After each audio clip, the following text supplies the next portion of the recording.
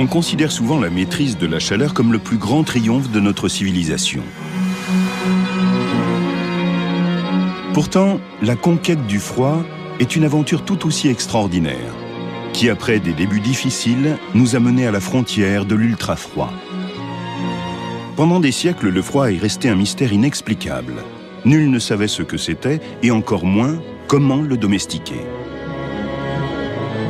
Pourtant, au cours des 100 dernières années, le froid a révolutionné notre façon de vivre et de travailler. Imaginez des maisons et des supermarchés sans réfrigérateur ni produits surgelés, des gratte-ciel sans climatisation ou des hôpitaux sans oxygène liquide. La technologie du froid nous semble accessoire.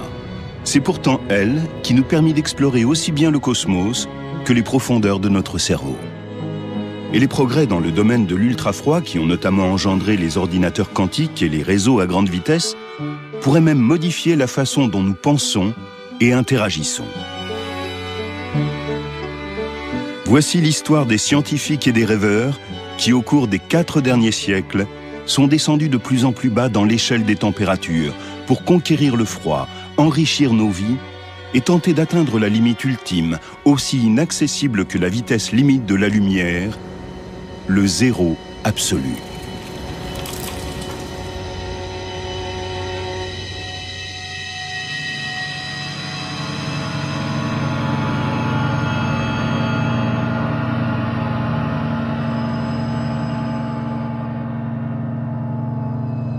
Le froid extrême a toujours occupé une place à part dans l'imaginaire collectif. Pendant des milliers d'années, il est apparu comme une force maléfique, associée à la mort et à l'obscurité. C'était un phénomène inexpliqué. Était-ce une substance, un processus ou un état particulier de la matière? Au XVIIe siècle, nul ne le savait. Mais à Londres, tout le monde pouvait ressentir ses effets lors des rudes hivers qui assaillaient la capitale. À l'époque, l'Angleterre traversait ce qu'on appelle la petite ère glaciaire, et il faisait extrêmement froid. Il faut imaginer un monde où on s'éclairait grâce au feu, et où les gens avaient froid quasiment tout le temps. Ils devaient ressentir le froid comme une présence, une sorte d'agent qui influait sur leur vie. Et ça s'accordait bien avec l'idée dominante que les philosophes avaient héritée des Grecs et d'Aristote des centaines d'années plus tôt. L'idée selon laquelle il y avait 2 éléments dans le monde, le chaud et le froid, qui fonctionnaient symétriquement et pouvaient se combiner ou se séparer.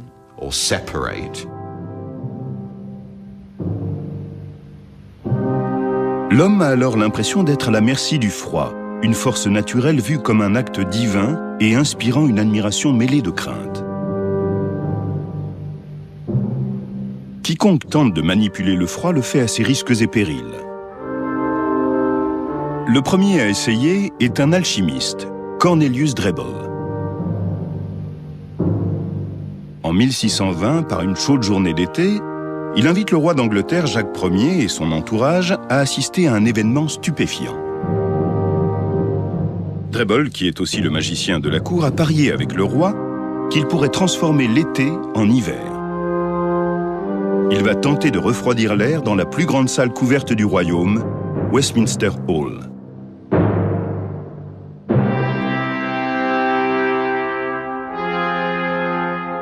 Il espère ainsi impressionner le souverain.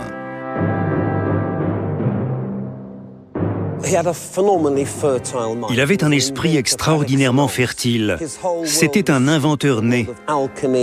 Son univers était celui de l'alchimie, des machines à mouvement perpétuel, du temps, de l'espace, des planètes, de la lune, du soleil, de Dieu aussi, car il était très pieux. C'était quelqu'un pour qui la nature représentait tout un monde de possibilités. Le chimiste Andrew Shidlow, qui a toujours été fasciné par Drebbel, est ravi d'incarner le grand magicien de la cour. Comme beaucoup d'alchimistes, Drebbel gardait le secret sur ses méthodes. Mais Shidlow a une idée sur la façon dont il s'y est pris pour fabriquer du froid artificiel.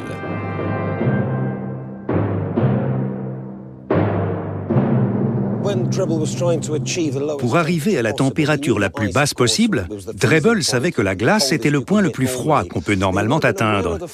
Et il savait sans doute aussi que mélanger la glace avec des sels permet d'abaisser encore la température. Les sels abaissent la température de fusion de la glace. D'après Shidlow, Drebbel a dû utiliser du sel de table ordinaire qui provoque la baisse de température la plus importante. Mais du sel et de la glace n'auraient pu, à eux seuls, refroidir une salle aussi vaste que Westminster Hall. Drebbel aimait inventer des machines complexes, et Andrew Shidlow pense savoir comment fonctionnait celle de l'alchimiste.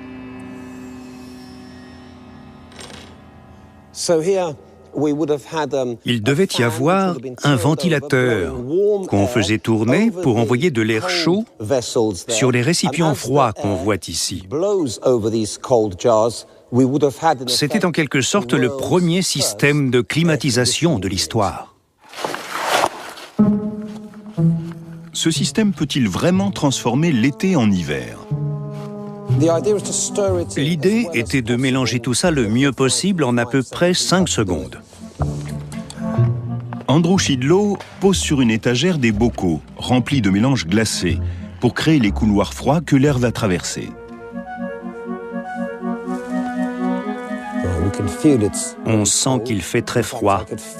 En fait, je sens de l'air froid tomber sur mes mains, parce que l'air froid est plus dense que l'air chaud, et on le sent très nettement sur les doigts. Lorsque l'air ambiant est passé à travers l'étagère de bocaux, sa température descend à environ 10 degrés.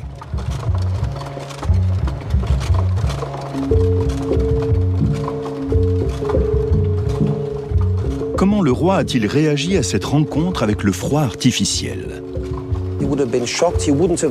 Il a certainement été saisi, dérouté. Peut-être même s'est-il demandé s'il fallait y voir la main de Dieu ou l'action de forces démoniaques. Et il est sûrement parti à la hâte en frissonnant de froid. Si Drebbel avait consigné son expérience, il aurait pu rester dans l'histoire comme l'inventeur de la climatisation. Mais il faudra attendre près de 3 siècles pour que cette idée prenne enfin son essor. D'une façon générale, la conquête du froid a intéressé des hommes préférant l'expérimentation aux actions d'éclat. L'un des premiers à appliquer la méthode scientifique est Robert Boyle. Boyle est obsédé par une question fondamentale. Qu'est-ce que le froid ? Fils du comte de Cork, un riche aristocrate, il met à profit sa fortune pour construire un grand laboratoire. Célèbre pour ses expériences sur la nature de l'air, Boyle devient aussi le premier maître du froid. Convaincu qu'il s'agit d'un sujet important mais négligé, il réalise des centaines d'expériences.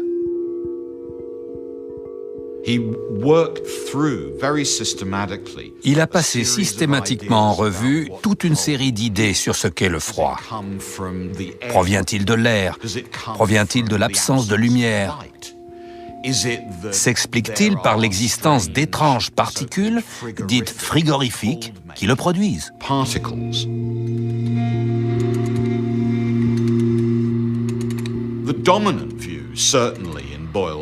L'opinion la plus répandue à l'époque, une opinion qu'il avait entrepris de combattre, présentait le froid comme une substance primordiale. Un corps qui se refroidit absorbe ce froid primordial et, en se réchauffant, il l'expulse. Boyle pensait que c'était faux et il a fait des expériences pour le prouver.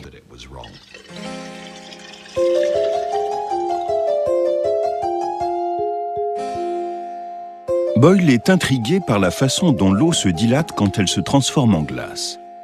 Il veut savoir si cette augmentation de volume s'accompagne d'une augmentation de masse.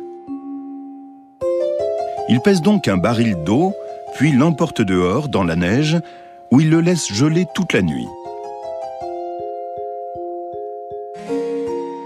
Son raisonnement est le suivant. Si, une fois l'eau prise en glace, le baril pèse plus lourd, alors peut-être le froid est-il vraiment une substance.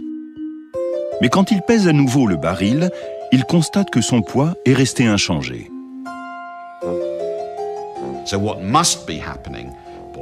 Il est donc évident pour lui que les particules d'eau s'éloignent les unes des autres, Voilà ce qui explique la dilatation, et non pas une substance extérieure qui pénétrerait dans le baril. De plus en plus convaincu que le froid n'est pas une substance, mais un phénomène en rapport avec les particules, Boyle repense à d'autres expériences qu'il a faites avec une pompe à air.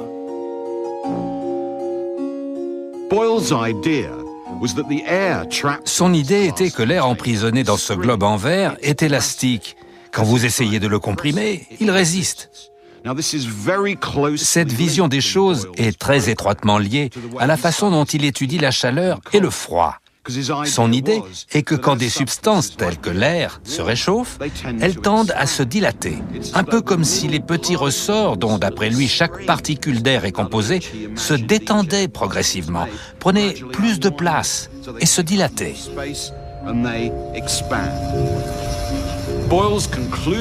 D'où sa conclusion que la chaleur est une forme de mouvement d'un type particulier et qu'en se refroidissant, les corps sont animés de mouvements de plus en plus faibles.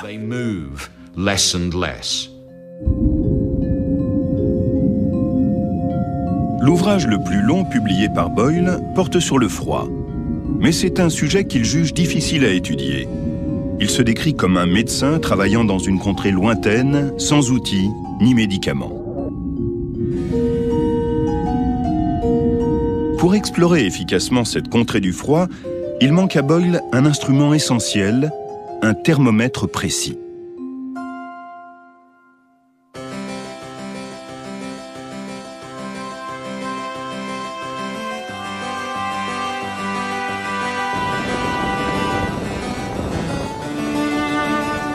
Ce n'est qu'au milieu du XVIIe siècle que les souffleurs de verre de Florence commencent à fabriquer des thermomètres calibrés. Il devient alors possible de mesurer en degrés le chaud et le froid. Au lieu de mercure, on utilise de l'alcool bien plus léger. Les thermomètres mesurent plusieurs mètres de long et sont souvent enroulés en forme de spirale. Mais un gros problème subsiste encore, l'absence d'une échelle de température universelle.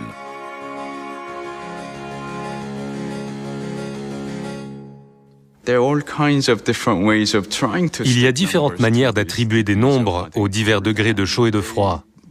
Et ceux qui fabriquaient les thermomètres n'arrivaient pas à s'entendre.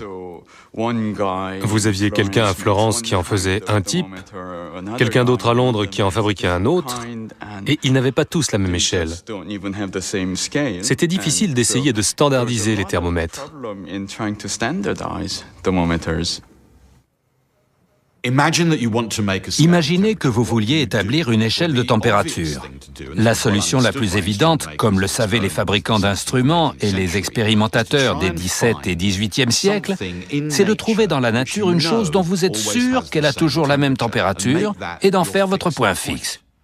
Une meilleure stratégie encore consiste à trouver deux de ces choses, de façon à avoir un point fixe inférieur, quelque chose de froid, et un point fixe supérieur, quelque chose de chaud, puis de diviser la différence entre ces deux points en 100 petites parties. Le problème était de trouver un phénomène dont on pensait que la température était fixe. Pour le point fixe inférieur, on pouvait choisir la température de la glace juste au moment où elle fond. Ensuite, il y avait un éventail presque infini de candidats possibles pour le point fixe supérieur.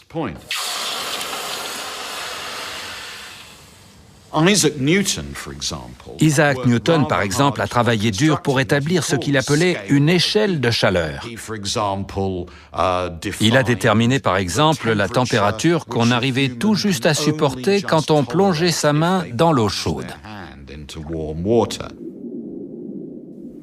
Ou alors la température sous l'aisselle, la température du sang, la température de la cire juste quand elle fond.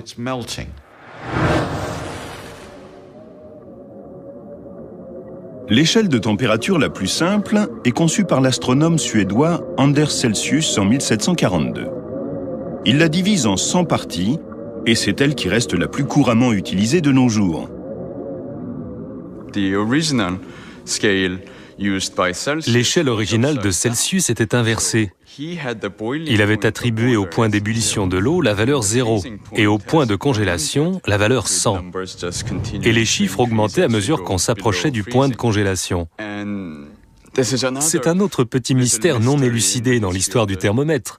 Pourquoi a-t-il gradué l'échelle de cette façon ?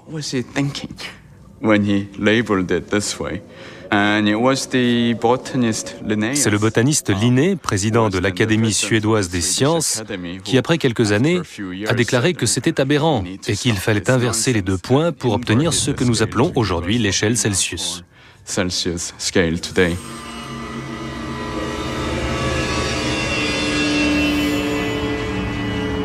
Il y a cependant une question que personne ne songe à poser. Jusqu'où peut-on descendre ? Y a-t-il une limite inférieure absolue ?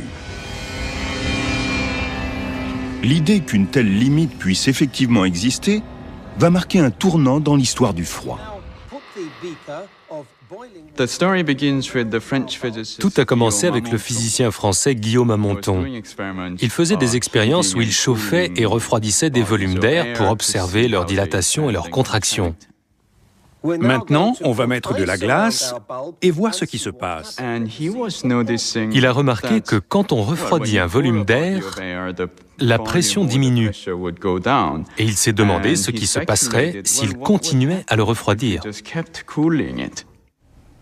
En étudiant la température par rapport à la pression, Amonton constate que quand la température diminue, la pression en fait autant, ce qui lui donne une idée extraordinaire. Amonton a commencé à s'interroger sur ce qui se passerait si on prolongeait cette ligne jusqu'à ce que la pression soit égale à 0.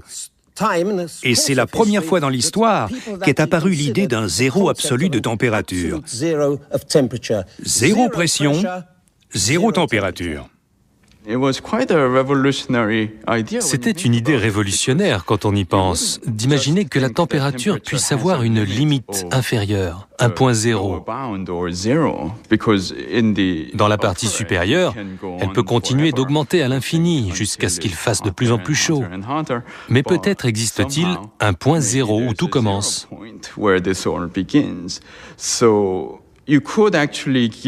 On pouvait calculer où se situerait ce point zéro. Amonton n'a pas fait ce calcul, mais d'autres l'ont fait plus tard, et ils ont obtenu une valeur qui n'était pas très éloignée de la valeur moderne, environ moins 273 degrés Celsius.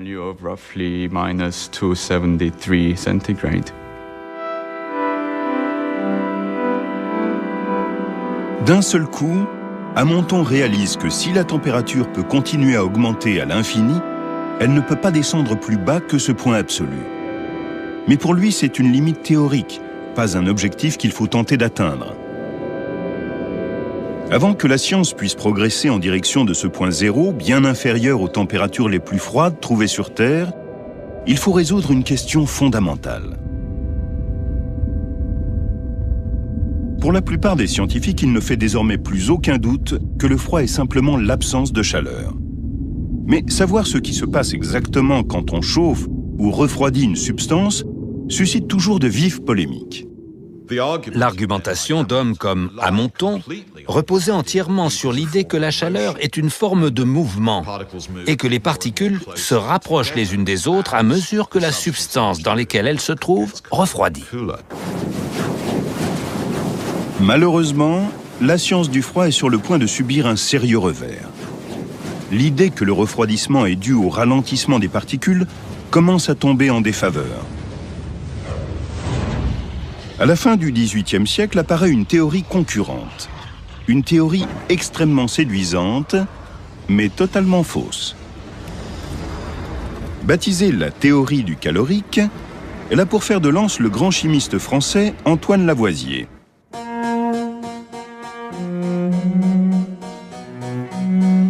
Comme la plupart des savants de son temps, Lavoisier est un riche aristocrate qui finance lui-même ses recherches. Lui et sa femme, qui l'assistent dans ses expériences, font même réaliser leur portrait par le célèbre peintre David.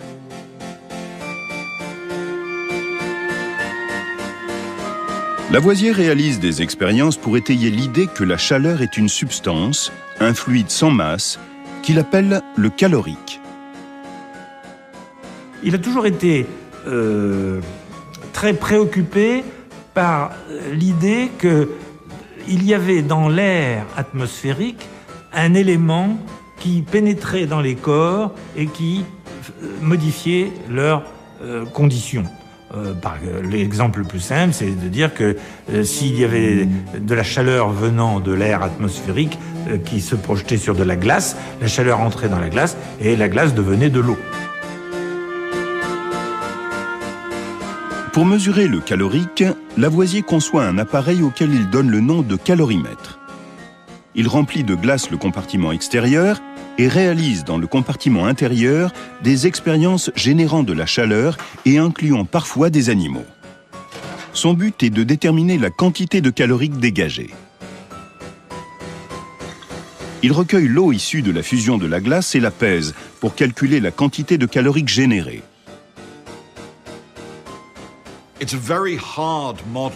C'est un modèle très difficile à réfuter si vous acceptez qu'il existe une substance sans masse.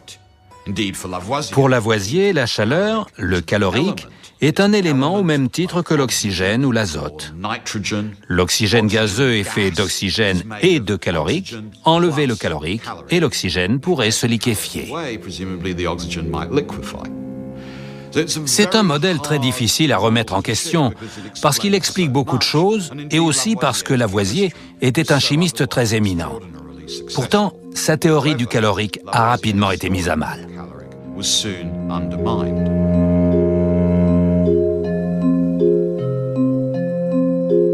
Un homme est convaincu que Lavoisier se trompe et il est déterminé à réduire à néant la théorie du calorique. Son nom, le comte Rumford.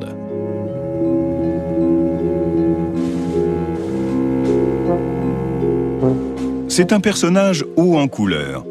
Né en Amérique, il a espionné pour le compte des Anglais pendant la Révolution américaine et après avoir été forcé à l'exil, est devenu ministre de l'électeur de Bavière.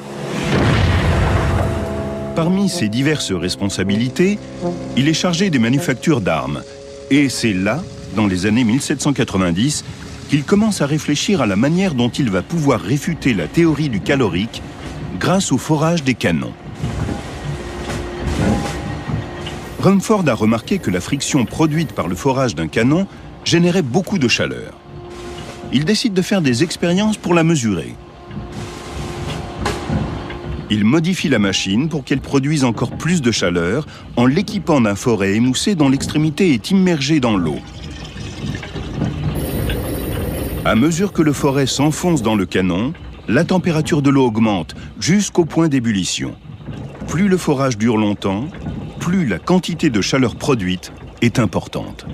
La théorie que Rumford avait élaborée sur le calorique à l'issue de ses travaux sur le forage des canons était l'antithèse de la théorie de Lavoisier, puisque Lavoisier pensait que la source de la chaleur et du calorique était dans l'air atmosphérique et que Rumford a très bien démontré qu'en réalité, la source de la chaleur, c'était la friction sur le métal. Malgré tous les efforts du comte Rumford, la théorie de Lavoisier reste dominante jusqu'à la fin du XVIIIe siècle.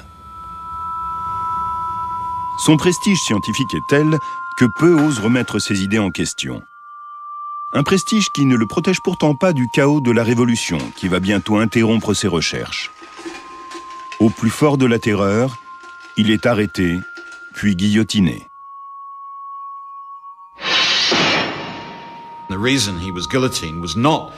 Il n'a pas été guillotiné à cause de ses recherches scientifiques, mais parce qu'il faisait partie des fermiers généraux chargés de collecter les impôts, et que rien n'était plus impopulaire qu'un collecteur des impôts. Après son exécution, sa femme a quitté la France et a rencontré Rumford quand celui-ci s'est installé en Europe occidentale au début des années 1800. Rumford l'a épousée. Il a donc épousé la veuve de l'auteur de la théorie qu'il voulait contredire. Rumford est un homme très ascétique, très autoritaire. qui ne boit pas de vin, qui mange peu, qui n'aime pas la vie sociale, qui ne s'intéresse en fait qu'à la science et qui a ses idées philanthropiques de soupe populaire, de fourneaux économiques, enfin, tout sujet qui laisse Madame Lavoisier complètement indifférente. Il l'empêche de sortir, il l'empêche de recevoir des amis, elle se venge en arrosant ses roses avec de l'eau bouillante. Bref, la vie devient intenable et tout Paris se moque d'eux parce que leur couple devient assez ridicule. Et au bout de 4 ans donc de vie conjugale, ils divorcent. Après avoir quitté Madame Lavoisier, Rumford consacre le reste de sa vie à son premier amour, la science. Il faudra attendre près de 50 ans pour que sa théorie de la chaleur et du froid soit enfin acceptée. Il continue d'encourager la science en fondant la Royal Institution de Londres. Et c'est dans cette ville que va survenir la prochaine grande avancée dans la conquête du froid.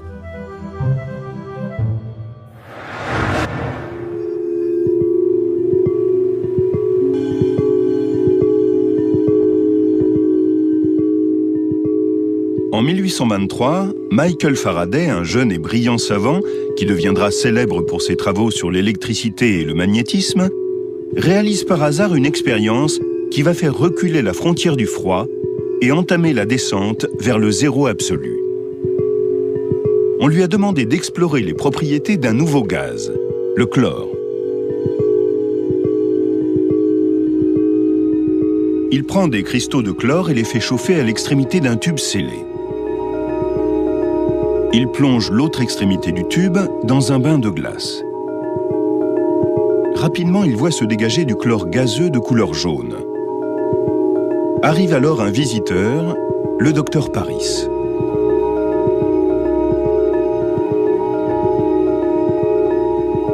Celui-ci lui fait remarquer la présence d'une substance huileuse au fond du tube.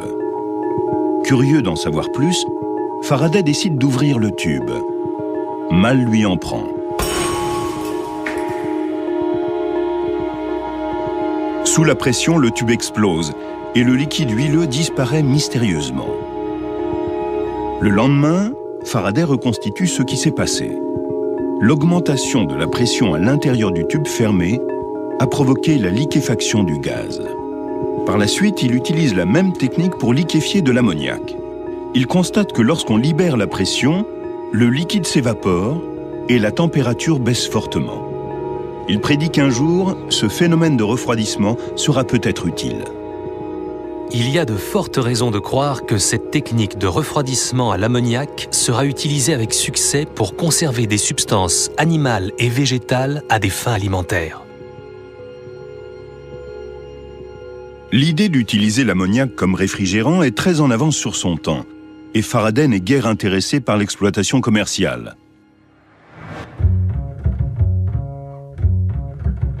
De l'autre côté de l'Atlantique, un entrepreneur américain mu par une philosophie très différente est sur le point de commercialiser le froid. Une conversation avec son frère oriente Frédéric Tudor dans une voie qui va faire de lui l'un des hommes les plus riches d'Amérique.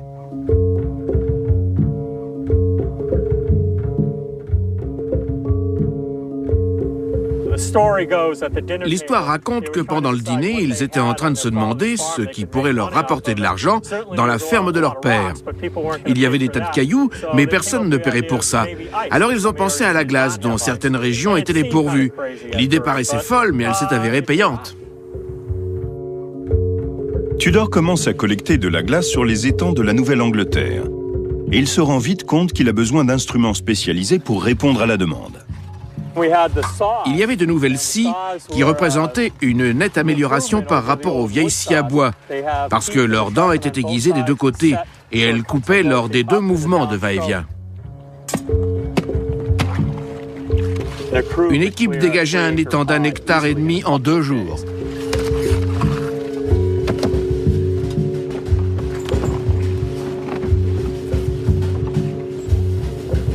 Le rêve de Tudor, mettre la glace à disposition de tous, ne se limite pas à la Nouvelle-Angleterre. Il veut l'expédier dans des régions chaudes comme les Caraïbes et le sud des États-Unis.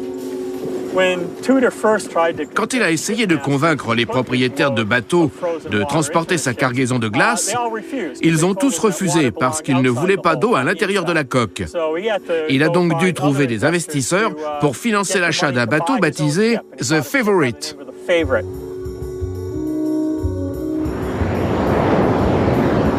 La Nouvelle-Angleterre devient le réfrigérateur du monde. Des cargaisons de glace partent vers les Caraïbes, l'Amérique du Sud et l'Europe. Tudor atteint même l'Inde et la Chine. Regardant les coupeurs de glace travailler sur l'étang de Walden, l'écrivain Henri Thoreau s'émerveille de penser que l'eau où il se baigne parcourt la moitié du globe pour finir dans la tasse d'un philosophe des Indes orientales. Rapidement surnommé le roi de la glace, Tudor commence à utiliser des chevaux et des armées d'ouvriers pour exploiter des volumes de plus en plus importants et faire face à une demande croissante. Dans la seconde moitié du XIXe siècle, l'industrie de la glace finit par employer des dizaines de milliers de personnes.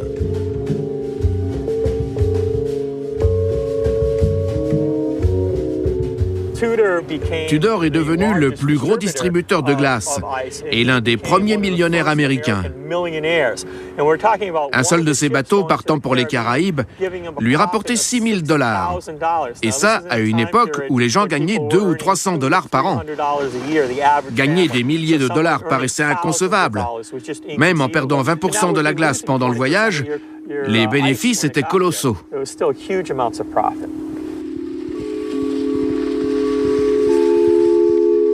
La réussite de Tudor repose sur une propriété remarquable de la glace. Il faut autant de chaleur pour faire fondre un bloc de glace que pour porter la même quantité d'eau à environ 80 degrés. Ce qui veut dire que la glace met longtemps à fondre, même quand on l'expédie vers des climats chauds.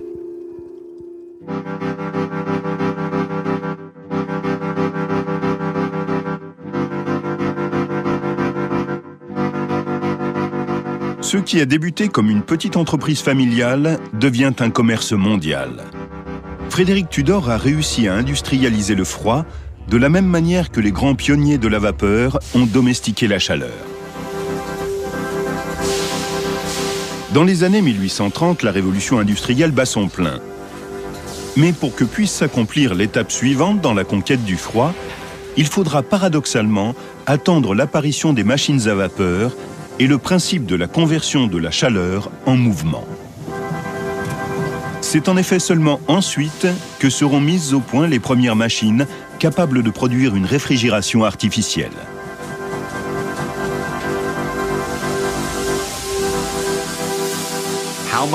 Combien de travail utile pouvez-vous tirer d'une certaine quantité de chaleur? Au début des années 1800, cette question était devenue le problème économique le plus important d'Europe.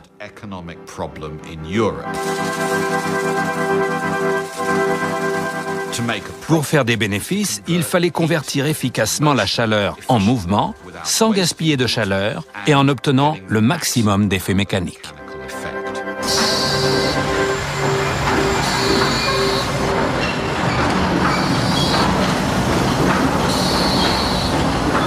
Le premier à s'attaquer réellement au problème est un jeune ingénieur français, Sadi Carnot. Pour lui, améliorer l'efficacité de la machine à vapeur pourrait aider à redresser l'économie française après la défaite de Waterloo. Au Conservatoire des Arts et Métiers, il commence à étudier comment une machine à vapeur transforme la chaleur en travail mécanique.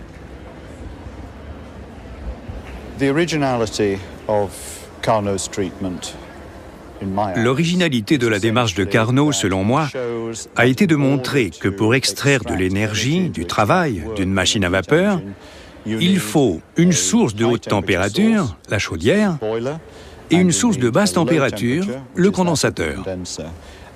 Et l'essence de la machine à vapeur, pour Carnot, c'est que la chaleur passe de la haute température de la chaudière à la basse température du condensateur. Dans les machines à vapeur, tout indique que la chaleur s'écoule autour de la machine et que lorsqu'elle s'écoule, la machine produit un travail mécanique.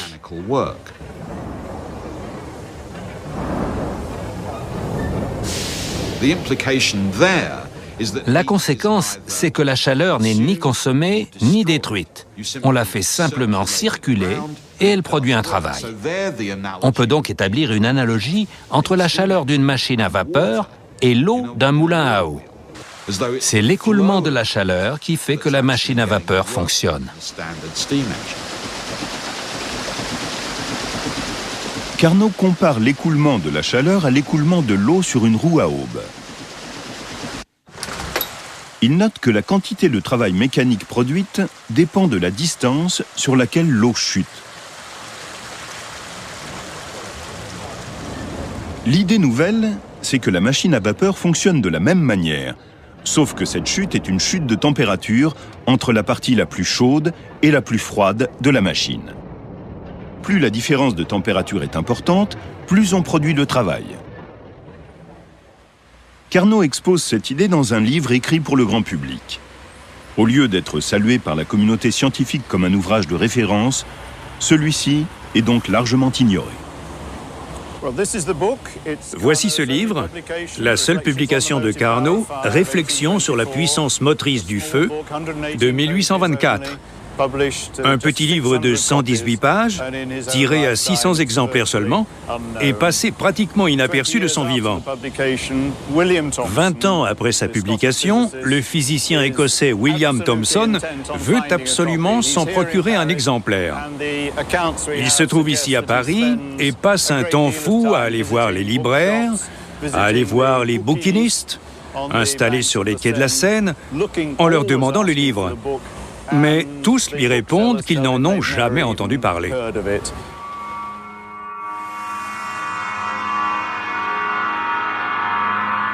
William Thomson, le futur Lord Kelvin, l'un des fondateurs de la nouvelle science de la thermodynamique, finit par en dénicher un exemplaire. Les idées de Carnot aident à définir deux lois fondamentales régissant les flux d'énergie. La première dit que l'énergie peut être convertie d'une forme à une autre, mais ne peut jamais être créée ou détruite. La seconde énonce que la chaleur ne s'écoule que dans une seule direction, du chaud au froid.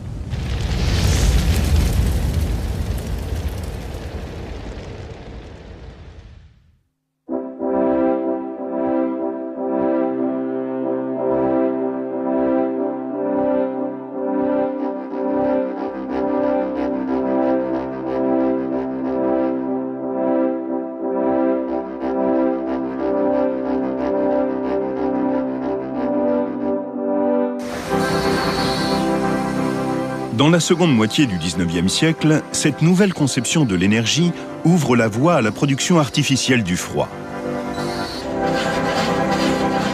Tout cycle de réfrigération est basé sur l'écoulement de la chaleur du chaud au froid, qu'il s'agisse d'un réfrigérateur ou d'une machine à glace fonctionnant à vapeur.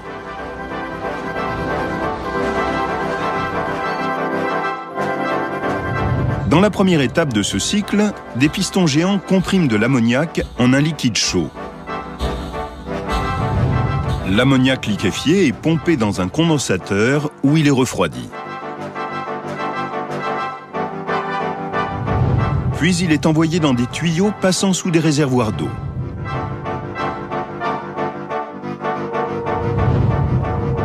Au cours de l'étape suivante, l'ammoniac liquide s'évapore et la température diminue. À mesure que l'ammoniac absorbe la chaleur de l'eau environnante, les réservoirs d'eau se transforment en blocs de glace. Dans les années 1880, de nombreuses villes américaines possèdent des fabriques comme celle-ci, qui peuvent produire 150 tonnes de glace par jour. Pour la première fois, la glace artificielle menace le commerce de la glace naturelle, lancé par Frédéric Tudor. L'appétit des Américains pour la glace est insatiable. Abattoirs, brasseries et entrepôts de nourriture en font une importante consommation. Une fois débitée à la chaîne dans les abattoirs de Chicago, la viande est expédiée en train dans des wagons de marchandises refroidis par des blocs de glace. Livestock on its way to the great meatpacking centers of the nation, to markets everywhere. Food of every sort, safely and quickly delivered in refrigerator cars. De New York à Los Angeles, les restaurants peuvent désormais servir de la viande fraîche à des milliers de kilomètres des centres d'élevage. Les fruits et les légumes deviennent disponibles hors saison et le régime alimentaire urbain s'améliore, faisant des citadins américains les gens les mieux nourris au monde. Et pour qu'on puisse tout garder au frais chez soi, le livreur vient recharger les glacières lors de sa tournée hebdomadaire.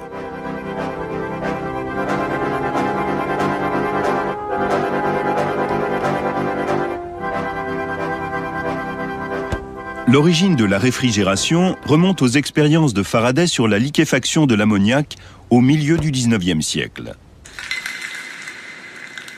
Faraday cherche en fait à descendre plus bas dans l'échelle des températures en liquéfiant de nouveaux gaz. Il atteint moins 130 degrés, puis reste bloqué, car certains des gaz les plus courants ne se liquéfient pas. Il finit par abandonner ce domaine de recherche. Pendant plus de 30 ans, personne ne parvient à descendre au-delà de moins 130 degrés. Et le zéro absolu reste un but inaccessible.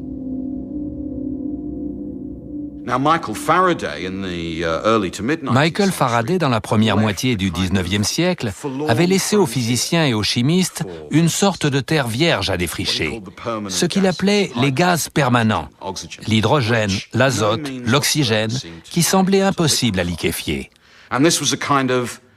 C'était comme un no man's land infranchissable. Le défi pour les savants de la fin du 19e était de transformer ces gaz en liquide.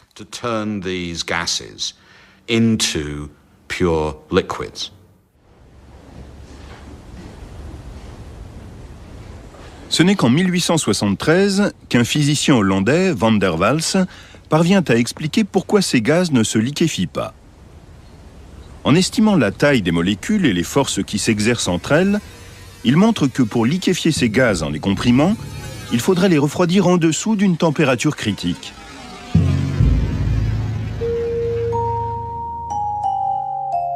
Il a expliqué, du moins en théorie, comment liquéfier ce qu'on appelle les gaz permanents.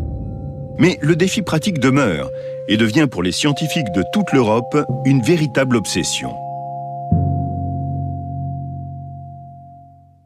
Cette question des gaz permanents, tout le monde se l'a posée. Il y avait donc pas mal de gens ambitieux en Europe qui essayaient de s'y consacrer. L'un d'entre eux était français, c'était Louis-Paul Cailletet. Il était directeur d'une petite usine de métallurgie à Châtillon-sur-Seine qui fabriquait des chaînes. Cailletet est le premier à liquéfier l'oxygène. Il en fait la démonstration devant d'éminents physiciens à l'École normale à Paris. Désireux d'être reconnu en tant que scientifique, il est ravi d'apprendre qu'il a été nommé pour être élu à l'Académie des sciences.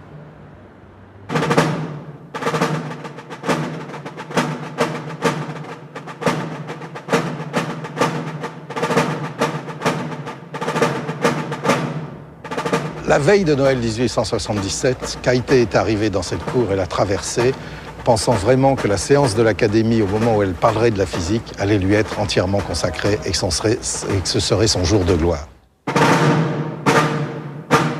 En fait, ça s'est passé tout à fait différemment de ce qu'il avait imaginé. Quand on est arrivé à la physique, le représentant à Paris d'une compagnie suisse s'est levé et a dit « Je viens de recevoir un télégramme de M. Raoul Pictet qui annonce qu'il a réussi hier la liquéfaction de l'oxygène. » Surprise de Cailletet, qui se trouvait en quelque sorte volé de son succès et était obligé de le partager avec quelqu'un d'autre. À ce moment-là, quand même, pour sauver la situation, le secrétaire de l'Académie a dit « Je demande qu'on ouvre le pli scellé que M. Cailletet a fait déposer la semaine dernière. » Et ce pli racontait que la semaine précédente, Louis-Paul Cailletet, devant ses amis académiciens, avait à l'école normale répété l'expérience qu'il avait déjà réussi à Châtillon-sur-Seine de liquéfier de l'oxygène. Cailletet prend sa place parmi les autres grands académiciens.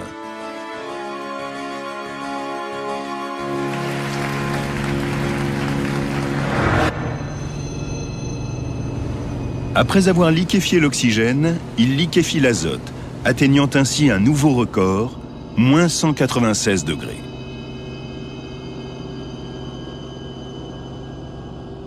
Mais descendre plus bas représente un énorme défi scientifique, et il se voit contraint d'y renoncer.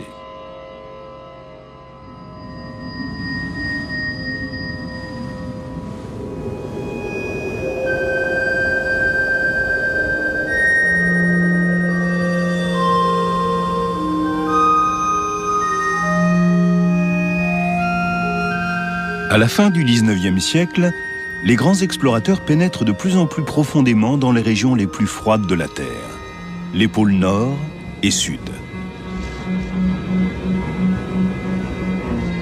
Cette rivalité pour l'exploration des pôles va de pair avec une compétition moins publique mais tout aussi intense pour atteindre le point le plus froid de l'univers, le zéro absolu.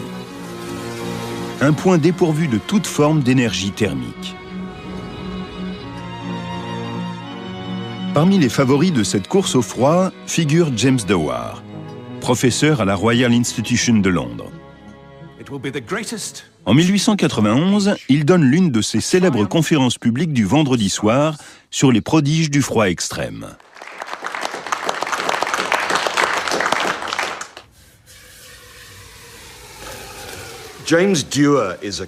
Dewar est un scientifique écossais astucieux, très ambitieux, à l'esprit très pratique.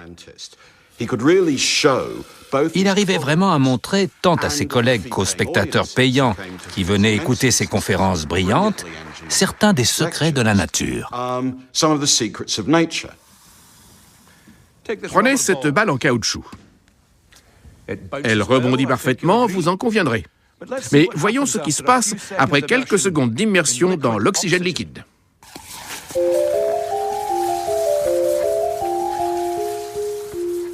Pour réaliser ses recherches, Dewar invente le vase sous vide qui porte toujours son nom.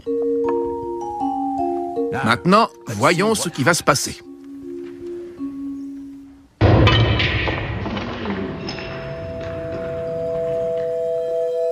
Le froid a joué un grand rôle dans la vie de James Dewar. Enfant, il fait du patin sur un étang gelé en Écosse. Plus tard, il affirmera que son expérience précoce la plus formatrice résulte d'un accident lié à la pratique de ce sport.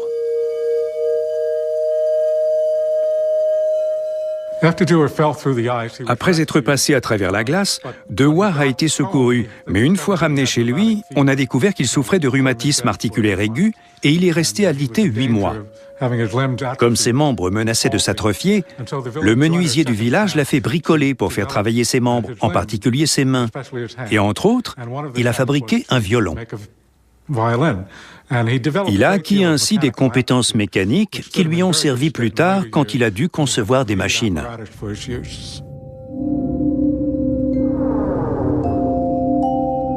20 ans après la liquéfaction de l'oxygène et de l'azote, personne n'a réussi à franchir la barrière des moins 200 degrés.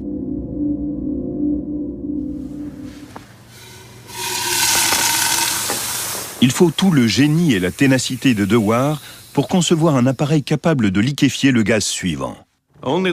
Seul le dernier des gaz permanents reste à liquéfier, l'hydrogène, aux environs de moins 250 degrés centigrades. Ce sera le plus grand accomplissement de notre temps, un triomphe de la science.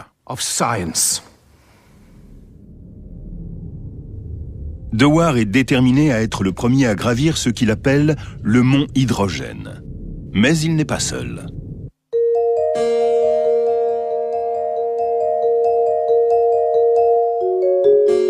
Son rival le plus redoutable est un brillant néerlandais, Heike Kamerlingh-Onnes. Kamerlingh-Onnes était plus jeune que Dewar et il éprouvait un certain respect pour son aîné. Dewar, lui, ne nourrissait pas des sentiments aussi chaleureux envers son rival dans la course au froid. Dewar est conscient que Kamerlingh-Onnes a une nouvelle conception de la science et qu'il projette de construire un laboratoire de dimension industrielle. Quand Honès a pris la tête du laboratoire de physique de Leyde, il n'avait que 29 ans. Il a prononcé son allocution inaugurale ici, dans la salle de conférence de l'Académie à l'université de Leyde. Tout était dans ce discours. Il expliquait quoi faire dans les années à venir. Il parlait de liquéfier des gaz pour rendre les physiciens hollandais célèbres à l'étranger. Il avait une vision à long terme étonnante.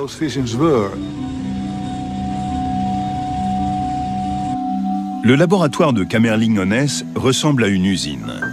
Il engage des fabricants d'instruments, des souffleurs de verre et une armada de jeunes laborantins surnommés les garçons bleus en raison de la couleur de leur blouse. Plus tard, il crée une école de formation technique qui existe encore aujourd'hui. Dewar et Onnes ne peuvent pas être plus différents. Très secret sur ses travaux, Dewar cache au public certaines parties de ses appareils avant ses conférences. Onnes, lui, commente les avancées de son laboratoire dans une revue mensuelle. Si Onnes est la tortue de la fable, Dewar en est le lièvre. Dewar était un brillant expérimentateur, un homme qui pouvait fabriquer lui-même ses instruments et était partisan de la force brute, c'est-à-dire réunir les instruments, mettre l'expérience en place et essayer de toutes ses forces d'obtenir le résultat souhaité. Kamerlingh-Onnes avait une conception très différente des choses. Il a inauguré ce qu'on appelle aujourd'hui la science lourde. Contrairement à Dewar, Onnes pense que des calculs théoriques détaillés sont indispensables avant de se lancer dans des expériences. C'est un disciple et un proche de Van der Waals dont la théorie a contribué à résoudre le problème de la liquéfaction des gaz permanents.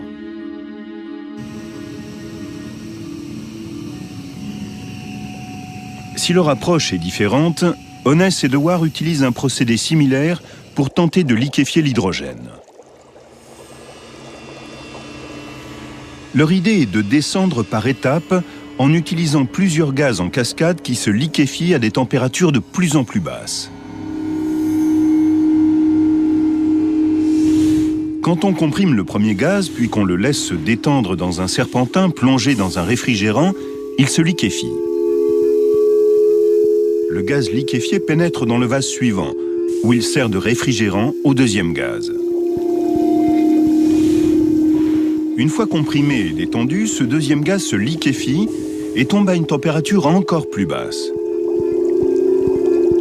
Le deuxième liquide refroidit à son tour le gaz suivant, et ainsi de suite. Étape par étape, les gaz liquéfiés deviennent de plus en plus froids. Chacun permet d'abaisser suffisamment la température du suivant pour que celui-ci se liquéfie. Au final, c'est l'hydrogène qui est refroidi. L'idée étant de le soumettre à une pression énorme, 180 fois supérieure à celle de l'atmosphère, et de le libérer brusquement à travers une valve.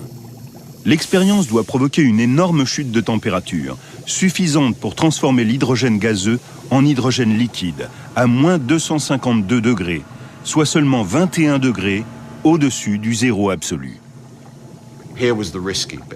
Et c'était ça qui était risqué, parce que l'appareil atteignait des températures très basses, ce qui le fragilisait et le rendait facilement cassable. En même temps, les pressions auxquelles il était soumis devenaient extrêmement élevées, d'où un risque d'explosion. Il a pris des risques considérables, aussi bien pour lui-même, par son courage, c'était un lion, que pour son entourage. Tous les instruments avec lesquels il travaillait pouvaient se briser ou exploser, et il n'était pas rare que ça arrive. De nombreuses explosions se produisent dans le laboratoire de Dewar. Plusieurs de ses assistants perdent la vue lorsqu'ils sont atteints par des éclats de verre. Dans son carnet, il notait en détail ce qui se passait dans l'appareil, mais pas ce qui arrivait au laborantin. On a l'impression qu'il accordait plus d'importance à ses appareils qu'à ses assistants. Ses assistants lui étaient fidèles. Ils continuaient de travailler pour lui. Il y a un tableau qui le représente en train de faire une conférence avec 2 de ses assistants.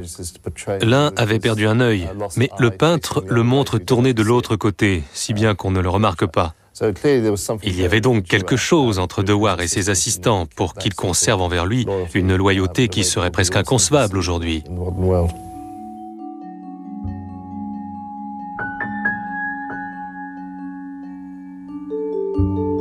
À Leyde, Onès est aux prises avec les autorités municipales, si inquiète à la perspective d'une explosion qu'elles ordonnent la fermeture de son laboratoire.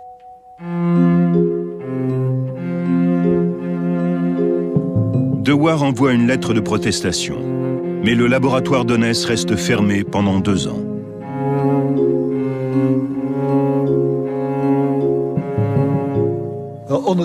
Onès a dû attendre encore et encore et encore. Dewar commençait déjà à liquéfier l'hydrogène et Onès possédait les appareils pour le faire aussi, mais il ne pouvait pas s'en servir et a perdu la bataille avant même qu'elle commence.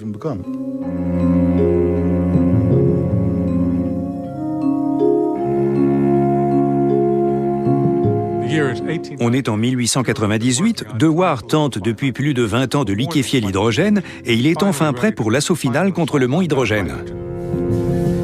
En utilisant de l'oxygène liquide, Dewar amène l'hydrogène gazeux à moins 200 degrés centigrades. Il augmente la pression jusqu'à ce que les vases soient sur le point d'exploser, puis ouvre la dernière valve de la cascade. Peu après, l'embout s'est obstrué. Mais par chance, il s'est débouché et presque immédiatement, des gouttes de liquide se sont mises à tomber et il s'en est rapidement accumulé 20 cm3. Dewar a liquéfié l'hydrogène, le dernier des gaz dits permanents.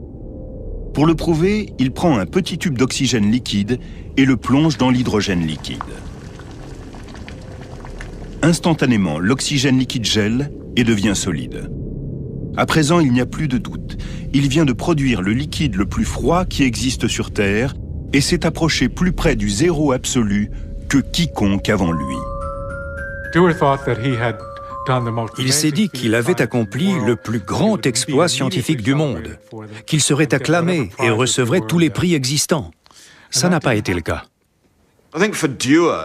Pour Dewar, c'était l'ambition de l'alpiniste. Vous venez de faire l'ascension du plus haut pic qu'on puisse voir aux alentours, et en arrivant au sommet, vous voyez une autre montagne encore plus haute, juste derrière. Cette montagne, c'est l'hélium, un gaz inerte récemment découvert. Van der Waals a prédit que l'hélium se liquéfierait à une température encore plus basse que l'hydrogène, environ 5 degrés au-dessus du zéro absolu. L'hélium est un gaz extrêmement rare et difficile à purifier. Dewar parvient à s'en procurer une petite quantité. Onès, lui, met 3 ans à en réunir assez pour alimenter son gigantesque laboratoire. Pourtant, à mesure que le stock de Dewar s'amenuise, le lièvre commence à prendre du retard sur la tortue. Un jour, alors qu'il travaillait avec de l'hélium, un des assistants de Dewar a tourné un robinet vers la gauche au lieu de la droite. Un bon volume de gaz s'est échappé et ils n'ont rien pu faire pendant 6 mois. Dewar était furieux.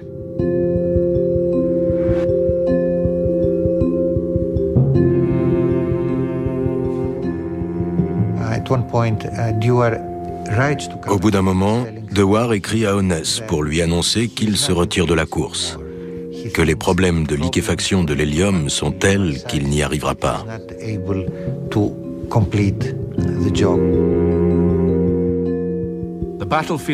Les champs de bataille de la science sont au centre d'une guerre perpétuelle dans laquelle il n'y a aucun espoir de victoire finale. Servir dans l'armée de la science, avoir montré l'initiative, suffit à satisfaire l'ambition légitime de tous ceux qui étudient la nature. Merci.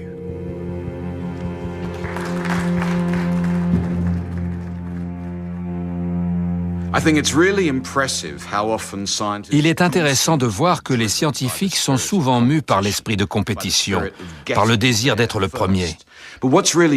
Et ce qui est vraiment fascinant dans la course au zéro absolu, c'est que l'objectif se déplace au fur et à mesure.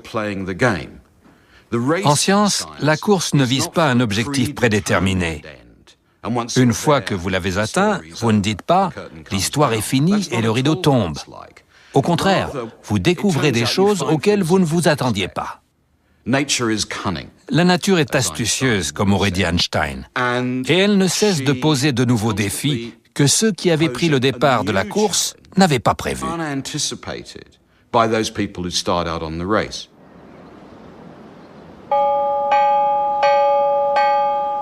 Un jour d'été 1908, Onnes demande à son assistant en chef, Flim, de traverser le fleuve pour le rejoindre. Ils sont enfin prêts à tenter la liquéfaction de l'hélium.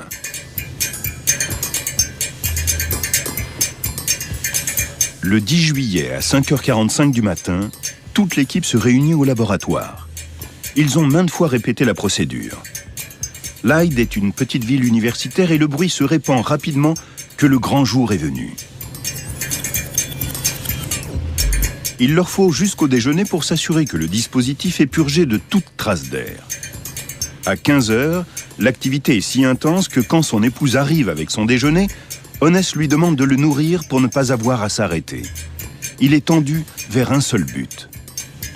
À 18h30, la température commence à tomber au-dessous de celle de l'hydrogène liquide. Il se fait tard et l'équipe en est à sa dernière bonbonne d'hydrogène. S'ils ne parviennent pas à liquéfier l'hélium maintenant, ils vont devoir attendre des mois avant de pouvoir réessayer. L'indicateur de température est bloqué à 5 degrés au-dessus du zéro absolu et Onnes ne sait pas pourquoi. Un de ses collègues arrive et lui dit qu'ils ont peut-être réussi sans s'en apercevoir. Alors, Onnes attrape une lampe électrique, il se faufile sous la machine, regarde, et effectivement, il y a du liquide au fond. De l'hélium liquéfié. Ils ont atteint moins 268 degrés centigrades, 5 degrés au-dessus du zéro absolu, et ont enfin produit de l'hélium liquide. Cet exploit vaudra à Kamerlingh Onnes le prix Nobel en 1913.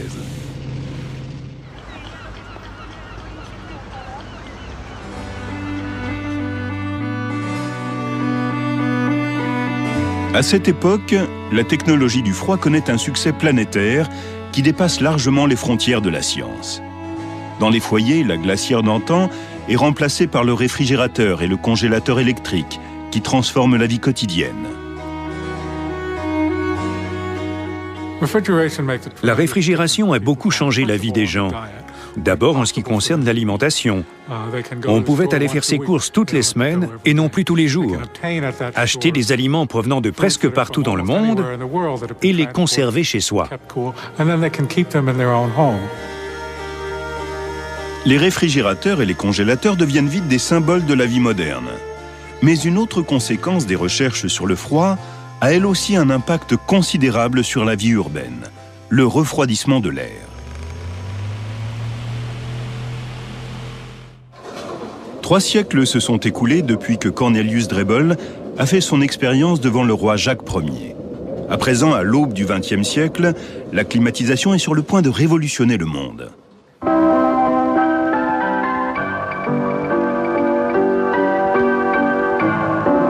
Les cinémas comptent parmi les premiers bâtiments à utiliser l'air conditionné. Et dans les années 1920, les spectateurs s'y pressent en été pour échapper à la chaleur. La climatisation repose sur le principe du refroidissement de l'air en supprimant l'humidité par condensation, ce qui permet à un air frais et sec de circuler. Elle devient également de plus en plus courante au travail, surtout dans le sud des États-Unis, où les usines de textiles et de tabac sont presque insupportables sans air conditionné. When employees breathe good air and feel comfortable, they work faster and do a better job. I think some people think that these were nice, Certains pensent que les gentils patrons rafraîchissaient le lieu de travail par compassion pour leurs employés, mais c'est faux. Le confort était un effet secondaire. En fait, la climatisation servait à assurer la qualité. Elle permettait de contrôler la rupture des fibres dans les usines de coton pour obtenir une qualité constante. Et elle servait à régler le problème de la poussière qui tourmentait les employés des usines de cigares depuis des dizaines d'années. Quand les ouvriers rentraient chez eux, comme la plupart vivaient dans des cabanes non climatisées, ils se félicitaient de leur journée de travail fraîche et agréable. Guess what we've got? An RCA room air conditioner. I'm a woman and I know how much pure... Dans les années 1950, la plupart des foyers s'équipent d'unités indépendantes, faciles à poser. Ce n'est pas juste un appareil électroménager, mais un nouveau mode de vie.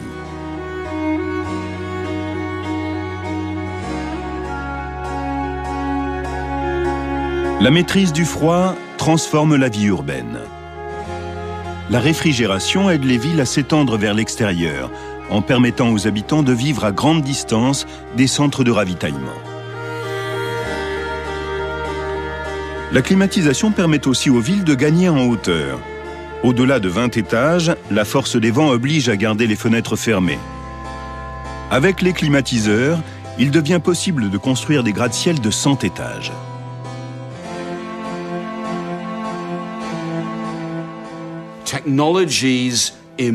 Sont apparues des technologies qui ont permis non seulement de protéger la société humaine des ravages du froid, mais aussi de transformer le froid en une ressource productive et gérable. D'un côté, il y avait le moteur à vapeur, de l'autre, le réfrigérateur. Ces deux grands symboles du 19e siècle ont complètement transformé la société et l'économie de la planète. Tout ça fait partie de ce qu'on pourrait appeler la commercialisation du froid. Transformer cet élément malfaisant qui inspirait la crainte en une force naturelle exploitable.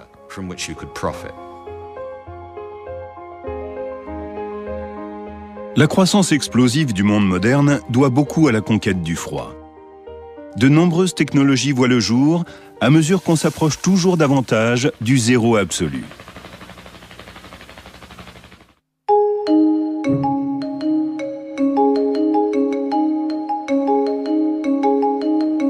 C'est le cas notamment à Leyde, quand Kamerlingh Onnes et son équipe se mettent à étudier la conductivité électrique à très basse température.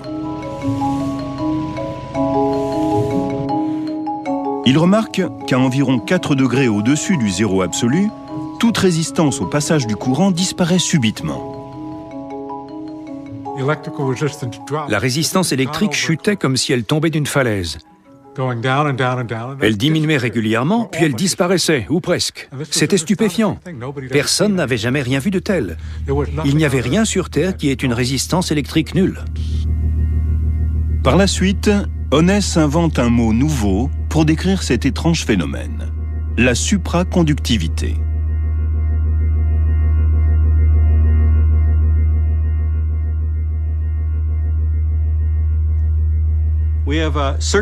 On a un anneau circulaire composé d'aimants qui produisent un champ magnétique. On place dessus un palais supraconducteur et on lui donne une petite poussée. Le champ magnétique repousse le supraconducteur. Le champ magnétique de la piste induit un courant dans le palais qu'on a refroidi.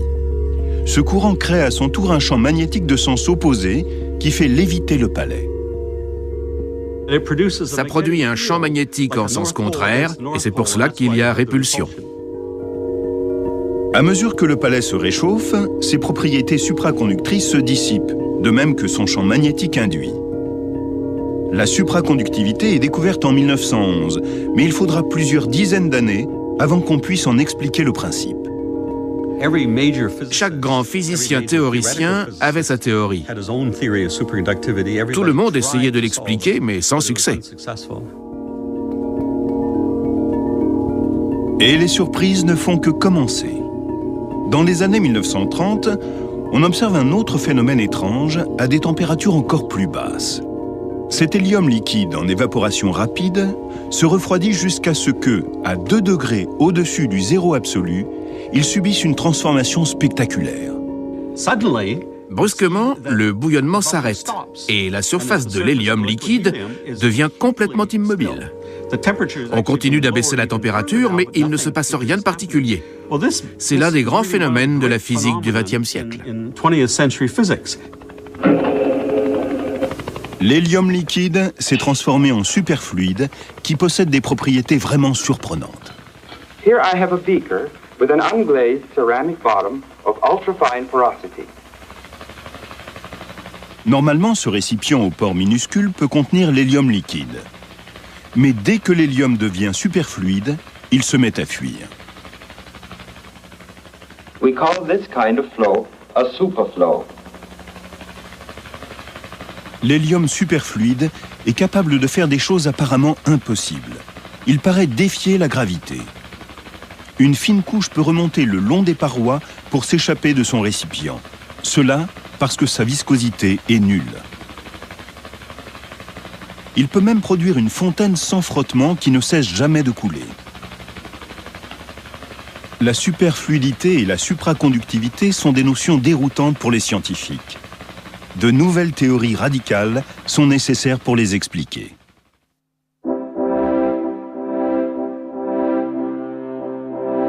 Dans les années 1920, la théorie quantique semble le meilleur espoir pour pouvoir comprendre ces étranges phénomènes. Elle suppose que les atomes ne se comportent pas toujours comme des particules individuelles. Parfois, ils fusionnent et se comportent comme des ondes.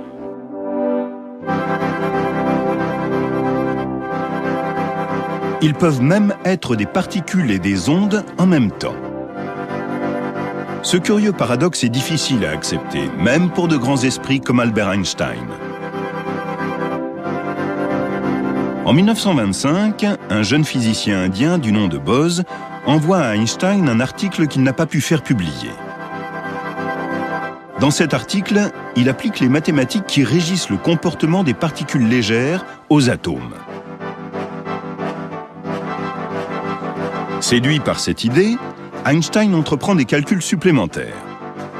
Il prédit qu'en descendant à de très basses températures, une fraction au-dessus du zéro absolu, il sera possible de produire un nouvel état de la matière obéissant aux principes quantiques. Cet état ne sera ni solide, ni liquide, ni gazeux. On lui donne donc un nom presque aussi étrange que ses propriétés, le condensat de Bose-Einstein. Pendant les 70 années qui suivent, la création de ce condensat reste un rêve. La matière peut avoir différents états. Les atomes portés à haute température forment toujours des gaz. Si on refroidit le gaz, il devient liquide. Si on refroidit le liquide, il devient solide. Mais dans certaines conditions, si on refroidit les atomes jusqu'à des températures très basses, ils subissent une très curieuse transformation, une sorte de crise d'identité. Je vais vous montrer ce que j'entends par là. Quand vous descendez à des basses températures, les propriétés mécaniques quantiques des atomes deviennent importantes. Ce sont des propriétés très étranges, mais chacun de ces atomes commence à avoir des propriétés ondulatoires. Au lieu de points comme ceci, on a des petits paquets d'ondes.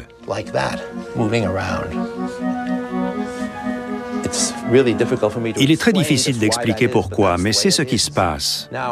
Maintenant, à des très basses températures, ces paquets d'ondes deviennent de plus en plus longs. Et soudain, si on les refroidit suffisamment, ils commencent à se chevaucher.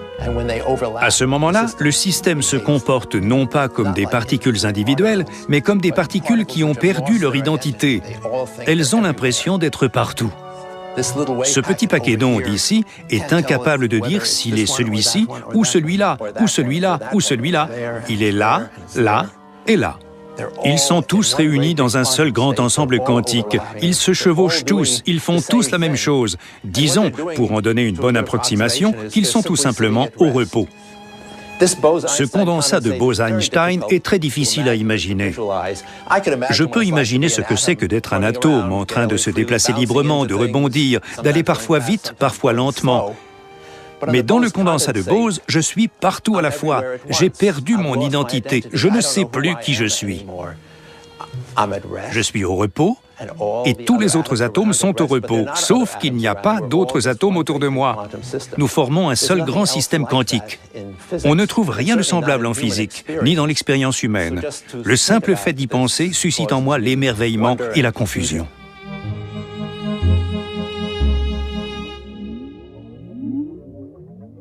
Au MIT, Daniel Kleppner et son équipe ont tenté de produire un condensat de Bose-Einstein avec de l'hydrogène.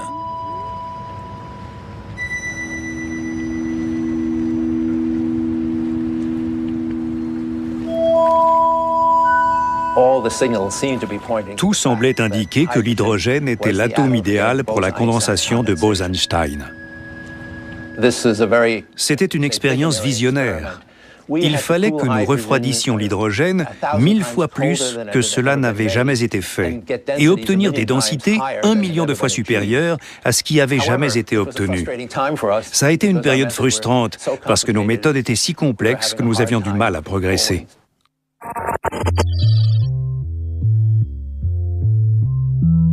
Il est temps pour la génération suivante de prendre la relève.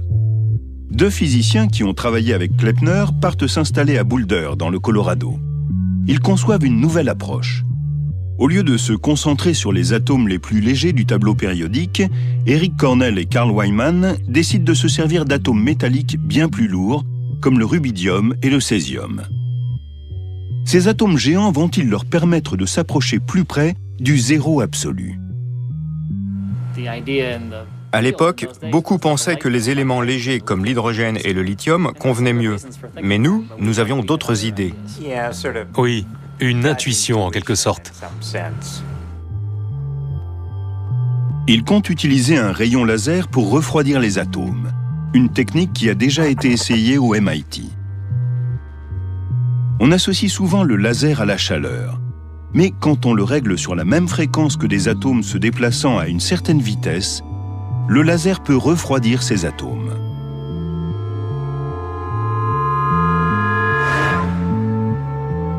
Quand le flot de particules lumineuses frappe les atomes voulus dans un nuage de gaz, ceux-ci ralentissent et deviennent donc plus froids.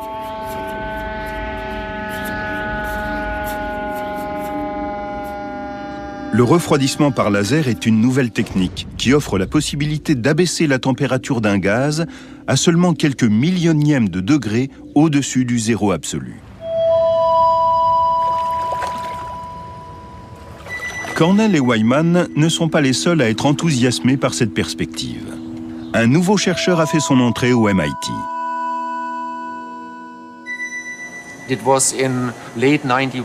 Fin 81, début 82, on s'est dit qu'en disposant les rayons laser différemment, on pourrait refroidir les atomes jusqu'à atteindre une densité supérieure. Et ça a marché. Ça a vraiment marqué un tournant. Je n'oublierai jamais notre excitation pendant les réunions, quand on discutait de ce qu'on allait faire ensuite, parce qu'à des densités supérieures, on peut faire beaucoup de choses. Arriverait-on à la condensation de Bose-Einstein ? Soutenu par le MIT, Ketterle construit un laboratoire laser pour tenter de produire un condensat d'atomes de sodium. Voici un four à jet atomique. Sous le papier d'aluminium, il y a une petite chambre à vide où on chauffe du sodium métallique jusqu'à ce qu'il s'évapore. Et c'est avec cette vapeur de sodium qu'on essaye de réaliser la condensation de Bose-Einstein.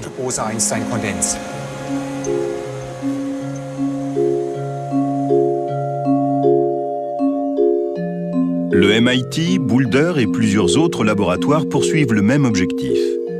Cela rappelle la course pour produire de l'hélium liquide près d'un siècle plus tôt. Comme je dis à mes étudiants, tout ce qui mérite d'être fait doit être fait rapidement, parce que la science ne cesse de progresser, qu'on est mortel et qu'on a envie d'accomplir des choses.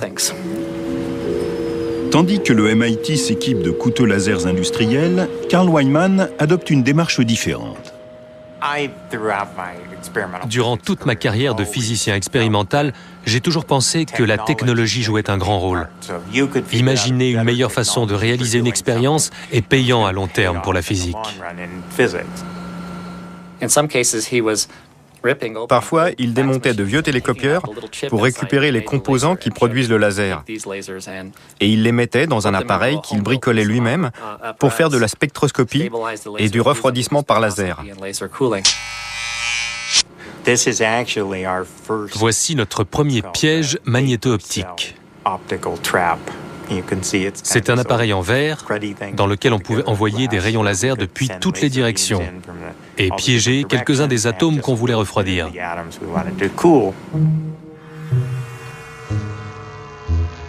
En plus de bombarder les atomes avec des lasers, il les piège dans un champ magnétique intense. On peut avoir toutes les bobines à l'extérieur du système à vide. Ça rend les choses beaucoup plus simples et beaucoup plus faciles. On testait divers types de pièges magnétiques, d'imagerie ou de refroidissement. Tout ce qu'on pouvait faire sans être obligé de reconstruire une nouvelle chambre à chaque fois. On a testé 4 pièges magnétiques en 4 ans, au lieu de mettre 3 ou 4 ans pour en faire un. Plus souple et plus rapide, les deux chercheurs de Boulder espèrent battre leur ancien laboratoire. Mais les chercheurs du MIT ne l'entendent pas de cette oreille. Ils veulent aussi la victoire. Il y avait une compétition, mais c'était amical. Imaginez 2 sportifs qui suivent les mêmes entraînements, qui s'entraident, qui échangent même des conseils. Mais quand sonne l'heure de la course, chacun veut être le premier.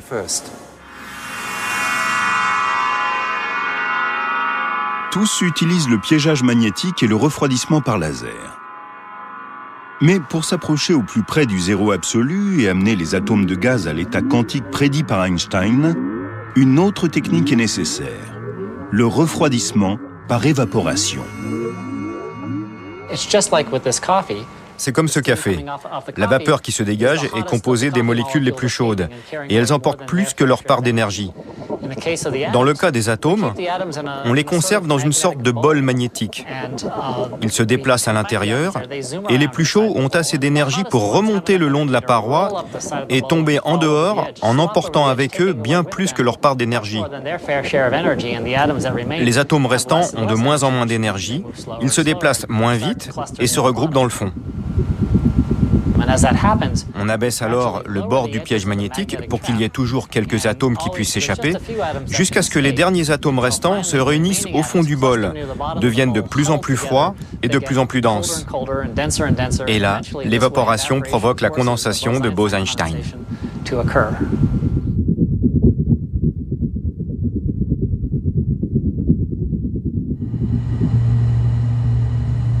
La course pour produire le fameux condensat s'intensifie. Dans tous les colloques, Cornell et moi-même donnions une conférence. Nous étions conscients que nous poursuivions le même objectif. On était partagés. D'un côté, c'était flatteur parce qu'ils utilisaient une méthode que nous avions inaugurée. D'un autre côté, ça nous rendait nerveux parce que science rime avec compétition et on voulait être les premiers à réussir. On pensait qu'on le méritait, même si c'est vrai qu'on avait un peu court-circuité le groupe du MIT qui nous avait appris tant de choses. Carl Wieman a été cité dans un article disant qu'il espérait que le groupe du MIT réussirait en premier et aurait le prix Nobel, et que l'équipe de Boulder pourrait faire toutes les expériences intéressantes. C'était gentil, mais ça ne s'est pas passé comme ça. Le 5 juin 1995 est un grand jour dans l'histoire de la physique. L'équipe de Boulder crée enfin ce qu'Einstein avait prédit 70 ans auparavant. Un condensat de Bose-Einstein. Notre première réaction a été de nous dire « Prudence ». Réfléchissons bien, faisons toutes les vérifications possibles pour nous assurer qu'il s'agit vraiment de la condensation de Bose-Einstein.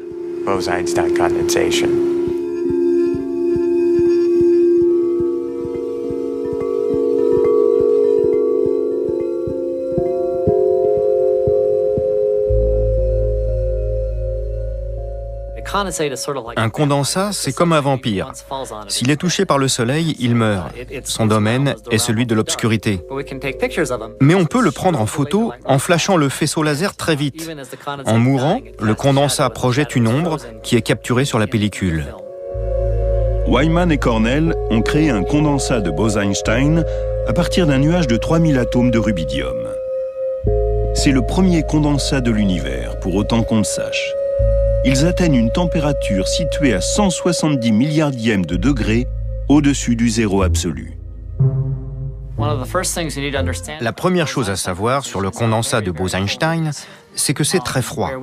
Dans cette pièce, la température est bien supérieure au zéro absolu. Si la température de la pièce est représentée par Londres, à des milliers de kilomètres, et si ici à Boulder c'est le zéro absolu, la température la plus froide qui soit, à quelle distance le condensat est-il du zéro absolu? Si Londres est la température ambiante et que le zéro absolu se trouve là où je suis, la condensation de Bose-Einstein n'est séparée du zéro absolu que par l'épaisseur d'une mine de crayon.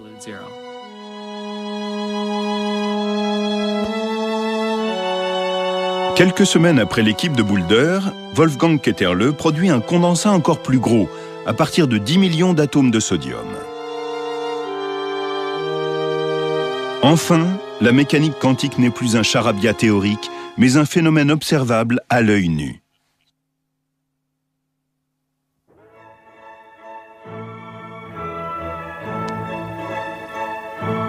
Wyman, Cornell et Ketterle se partagent le prix Nobel de physique en 2001.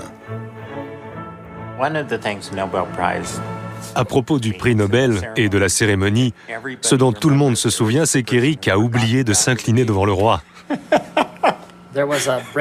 Oui, j'ai enfreint le protocole. Et je n'ai aucune excuse, parce qu'on nous avait préparé, on nous avait montré comment s'incliner devant le roi, mais j'ai réussi à tout gâcher au dernier moment.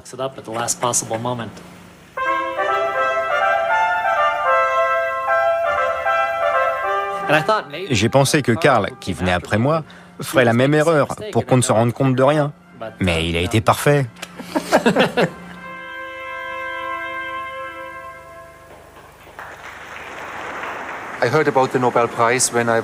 J'ai été prévenu pour le prix Nobel par un coup de fil à 5h30 du matin.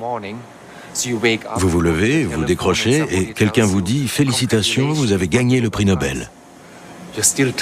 Vous êtes fatigué, votre cerveau fonctionne au ralenti, mais vous vous rendez compte que c'est énorme. Vous ressentez de la fierté pour le MIT, pour vos collaborateurs, pour vous-même. C'est merveilleux de voir que votre travail est reconnu de cette façon.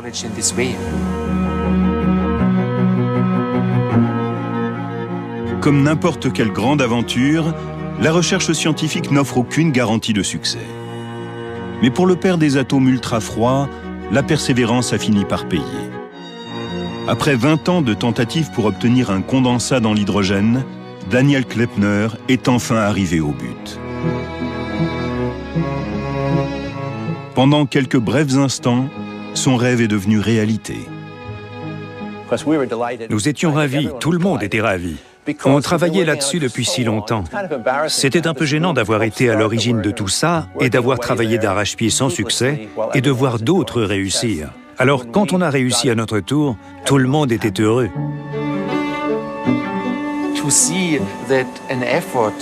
Voir 20 ans d'efforts, de patience, de frustration et de ténacité finir par porter leurs fruits à quelque chose de libérateur.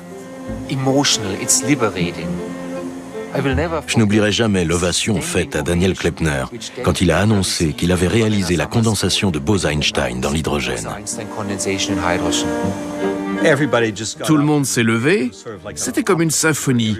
On poussait des hurrahs, on pleurait, parce qu'on se rendait compte qu'ils avaient fini la course, mais trop tard. C'était eux qui avaient donné l'impulsion à tout ce domaine de recherche, et c'était donc un moment très émouvant. Pour les pionniers qui ont réalisé le rêve d'Einstein et créé des condensats, une extraordinaire décennie vient de s'achever. À présent se profile un nouveau défi, trouver des applications pratiques pour les atomes ultra-froids.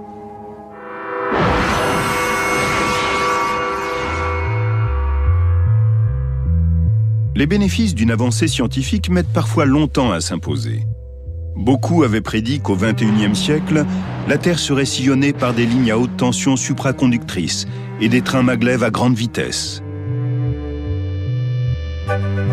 Aujourd'hui, alors que les ressources énergétiques de la planète s'amenuisent, ces technologies à basse température, autrefois considérées comme coûteuses, vont peut-être prendre leur essor.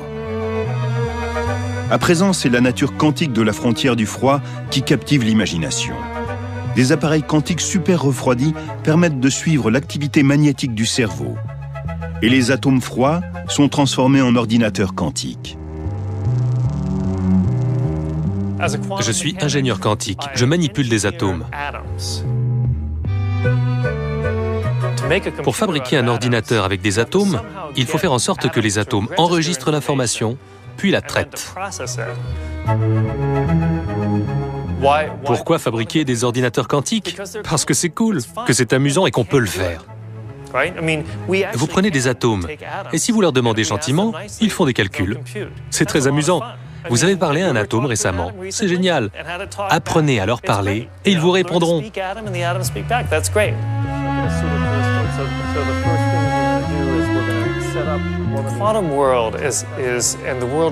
Le monde quantique est le monde de l'ultra petit. C'est comme une contrée sauvage où vous n'êtes encore jamais allé. Tout vous paraît étrange. Vous voyez des choses que vous n'avez encore jamais vues. Mais si vous voulez vraiment voir ce qui s'y passe, vous ne devez pas faire de bruit. Si vous allez dans cette contrée sauvage et que vous faites blabla, blabla, vous ne verrez jamais rien parce que tous ces phénomènes exotiques sauront que vous êtes là et resteront cachés. Si vous faites beaucoup de bruit, c'est mauvais. Et au niveau quantique, au niveau microscopique, le bruit, c'est la chaleur. Pour observer ces effets exotiques et étranges, vous devez être silencieux, très silencieux. Il ne faut pas qu'il y ait de bruit, ce qui veut dire qu'il faut refroidir les choses. Contrairement aux ordinateurs classiques où chaque décision repose sur un bit d'information, qui est soit un 0, soit un 1, dans le monde quantique, les règles changent. À première vue, un ordinateur quantique n'a rien de spécial. Mais la mécanique quantique est étrange, elle est bizarre. Les ordinateurs quantiques exploitent cette étrangeté. Prenons un bit quantique, ou qubit. Le qubit peut être un 0 ou un 1, mais il peut être un 0 et un 1 en même temps. C'est presque une sorte de calcul parallèle, mais dans l'ordinateur parallèle, un processeur fait une chose, un autre en fait une autre, si bien que vous avez deux processeurs qui travaillent. Dans un ordinateur quantique, il n'y a qu'un seul processeur qui fait les deux choses en même temps.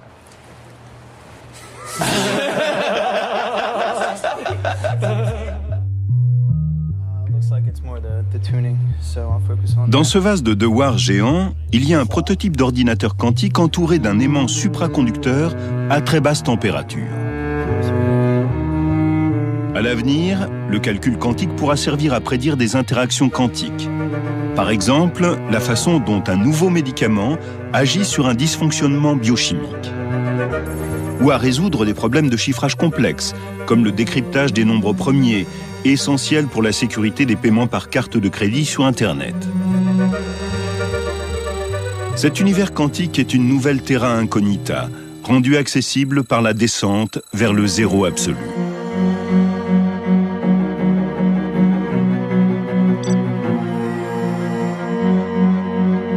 La science a accompli un remarquable voyage vers des contrées inconnues, bien au-delà des limites étroites de la Terre. Sur l'échelle Kelvin des températures, qui débute à 0 pour le zéro absolu, la température du Soleil est d'environ 5000 K. À 1000 K, les métaux fondent. À 300 K, on atteint la température d'une pièce ordinaire. L'air se liquéfie à 100 K. L'hydrogène à 20 et l'hélium à 4. L'espace intersidéral est à 3 K au-dessus du zéro absolu. C'est l'endroit le plus froid qui existe en dehors des laboratoires. Mais la descente ne s'arrête pas là. Avec les réfrigérateurs ultra-froids, la virgule décimale se déplace de 3 crans pour atteindre quelques millièmes de K. Avec le refroidissement par laser, elle se déplace de 3 crans supplémentaires pour arriver à 1 millionième de K, soit la température d'un condensat de Bose-Einstein. Et avec le refroidissement magnétique, elle se déplace d'encore 3 crans. C'est la température la plus basse jamais enregistrée qui a été atteinte dans un laboratoire d'Helsinki, 100 picokelvin, ou 1/10 de milliardième de K au-dessus du zéro absolu. Sera-t-il possible de descendre un jour jusqu'au bout pour atteindre le but ultime, 0 K? Arriver au zéro absolu est difficile. Personne n'est jamais arrivé à 0,000 avec un nombre infini de zéros. Le dernier infime fragment de chaleur est de plus en plus difficile à extraire. Et le temps qu'il faut pour l'extraire devient plus long à mesure que la quantité d'énergie impliquée diminue. Si bien que pour y arriver, il faudrait un temps aussi long que l'âge de l'univers, et aussi un appareil de la taille de l'univers, mais ça c'est une autre histoire.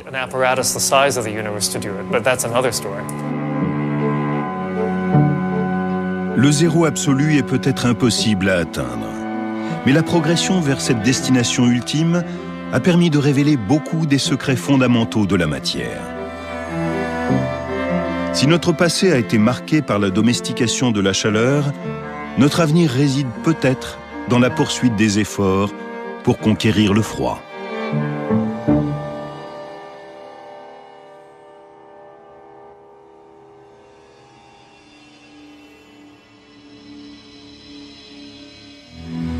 La semaine prochaine, remontons le temps. L'objectif ?